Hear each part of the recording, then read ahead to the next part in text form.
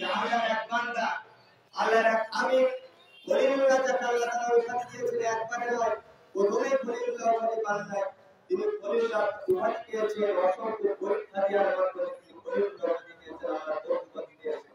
সেই বান্দাটার পরিচয় ছিল, সেই বান্দাটা এমন ভাবে আল্লাহর কাছে আত্মসমর্পণ করেছে, জীবনের সকল ক্ষেত্রে, সকল জায়গায়, সকল কিছুতে আল্লাহর হুকুমকে মেনে নিয়েছে, আল্লাহর হুকুমকে ধরে নিয়েছে। এটাই আত্মসমর্পণ।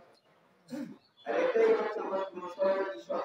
আল্লাহ তাআলা এই কালেমাতুল বলেন, ইয়া ক্বালা রাব্বুহু আসমি হে ইব্রাহিম, তুমি তোমার রবের প্রতি পরিবর্তন সমর্পণ করো।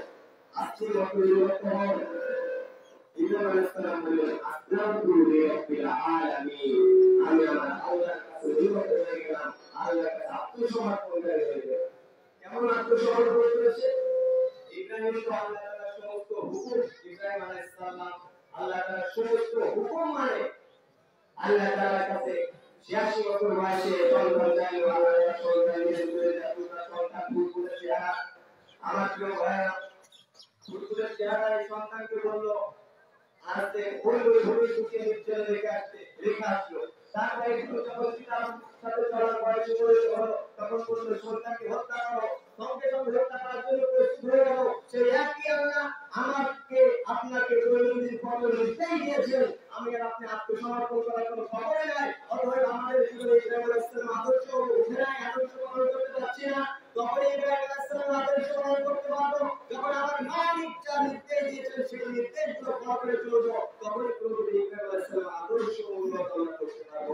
তার মধ্যে আগে কখনো সম্ভব নয়। আমার আর আপনার জন্য আল্লাহ রাব্বুল আলামিন দৈনন্দিন 5 ওয়াক্ত নামাজ ফরজ করে দিয়েছেন। এই 5 ওয়াক্ত নামাজ আমরা কি করতে পারি?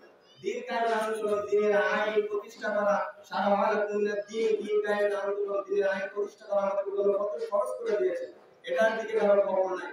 আল্লাহ রাব্বুল আলামিন সবকিছু সময়ের মধ্যে যা আলোচনা করলাম, আল্লাহর পথে কোনো অস্বীকার করতে পারি, তার কাছে আত্মসমর্পণ করতে পারি। আমরা সকলে তাকবীর পাঠ করি।